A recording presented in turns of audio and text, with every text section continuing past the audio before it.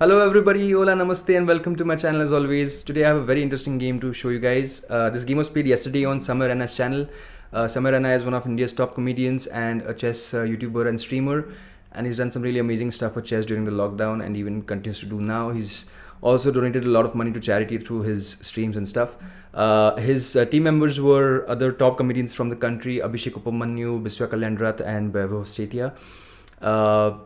Their opponent was none other than the goddess of chess, the one and the only Judit Polgar, who was and still remains the highest ever rated woman of all time. I think her peak rating, if I'm not wrong, was 2735. She was world number 8, and she has beaten people like Garry Kasparov and Vishwanath Anand and a lot many other top players of that time. So as you can see, she is white. She did not have the knight on b1.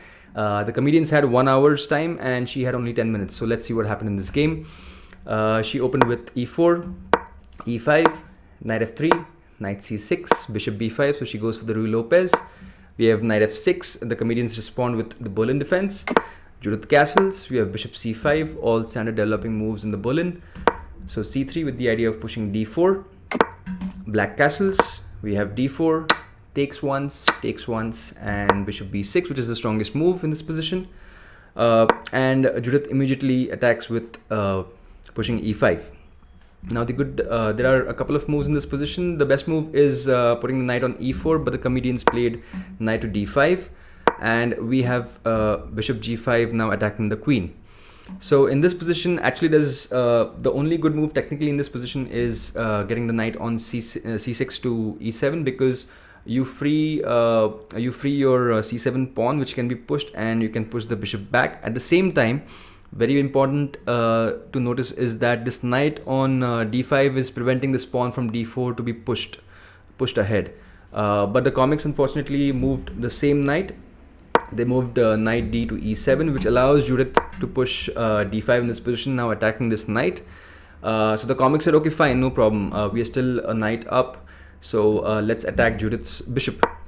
So they pushed h6, Judith moved back, and we have g5. And after this, Judith was very happy. She said, this was my trademark, in any position I used to love playing h6 and g5. And because she was introduced as a fierce attacking player, she said, okay, fine, let me live up to my name and reputation. And she played bishop captures on g5, and the comics were stunned to see this. So they captured, of course, and she played knight captures on g5. Now the idea is very simple. She wants to plant the queen on h5 and give a checkmate on h7. Pretty simple attacking chess. So after this, the comics thought for a while, and they pushed d6 with the idea of opening the diagonal for the bishop. So in case the queen comes to h5, you have to protect the h7 square, so the bishop can come to f5 and stop the checkmate on h7. But then Judith obviously saw this, and she moved her own bishop to d3. Now as you can see, if the bishop comes to f5, she'll just eliminate it, and the checkmate will follow again. So something very interesting happened after this move. The comedian said, okay, fine, we will switch sides now. And Judith said, okay, no problem. So now Judith is black and the comics are white. So after this, after switching sides, Judith played knight to g6. And the comics played the only move which gives white any kind of advantage. White is completely down in material, so there has to be some real initiative to make a game out of this. So the comics played queen to h5, threatening checkmate. And Judith played the only move in this position, which is queen captures on g5. The comics captured, and it looks like she sacrificed the queen, but then she's got 3 pieces for the queen, which is enough compensation for somebody like her. So the comics, Judith captured on e5 with her knight, and now the bishop on d3 is attacked. So the comics said, okay, fine, let's trade the bishop for this knight, which is probably, again, they should have just moved the bishop back to c2 and keep as much material on the board as possible. But they decided to capture on g6. So we have pawn captures, and they pushed h4 with the idea of pushing h5 and busting open the king side, and hopefully trying to get the rooks into the game via maybe c1, c3, and then trying to checkmate this way.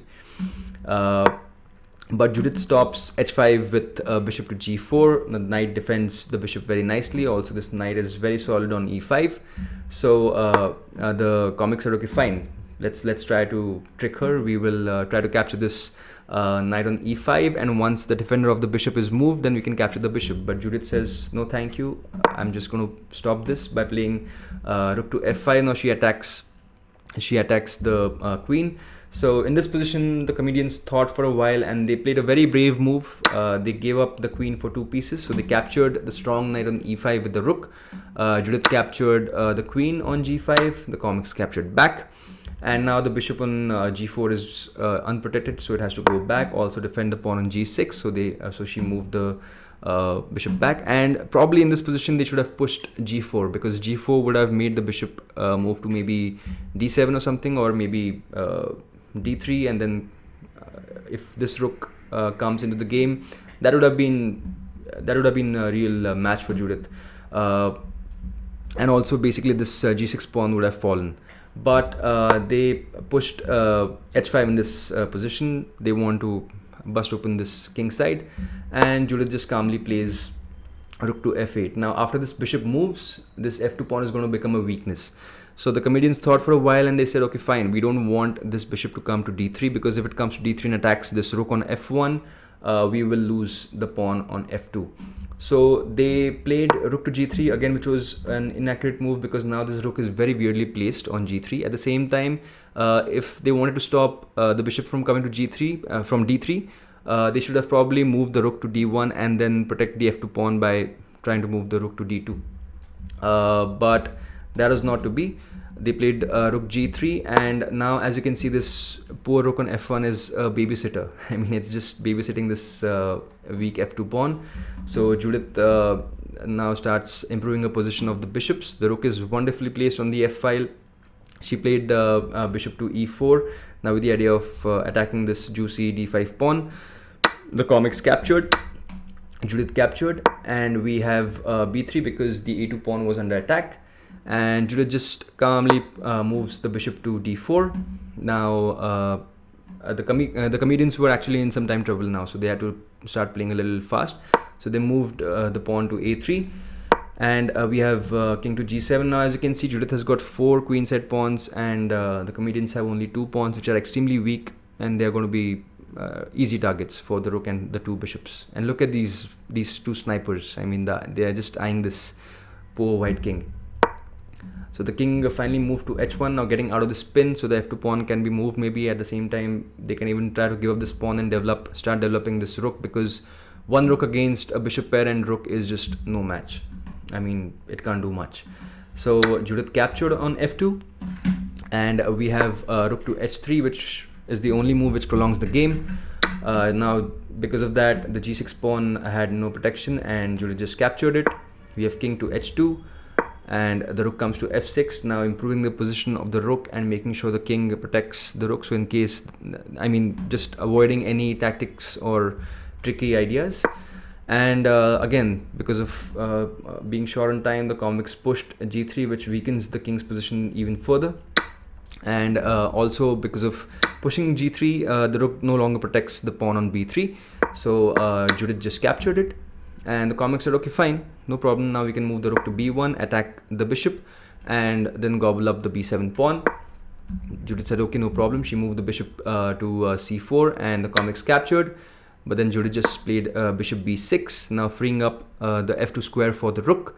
The comedians, as you can see, this rook now is kind of trapped. It has to go to the 8th rank and then start coming to the game somehow. So they moved the rook to b8. But now this is just game over, because the rook comes to f2. The comedians played king h1. Judith played bishop d5 check. King moves, check. King moves, check. King moves, and she gobbled up the the rook on h3.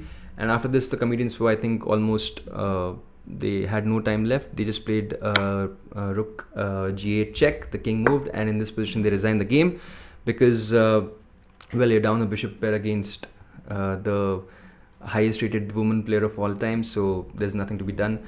Soon the bishops will come to e3 and f3 respectively, and then the rook can deliver checkmate. Even if the rook moves, I mean, as you can see, it has probably only h8 as a good square, and from there it cannot defend the king, because it cannot come here. If it comes to say h1, for example, you just either deliver checkmate or you just win the rook. So there was no point in this, and yeah, the Comics resigned in this position. And an amazing game, very interesting.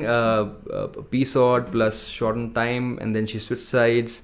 So yeah, it was damn interesting. I mean, it just shows that if you play the right moves, no matter how bad the position is, you can still make a game out of it. So yeah, hope you guys enjoy this game, and I will see you next time. Cheers.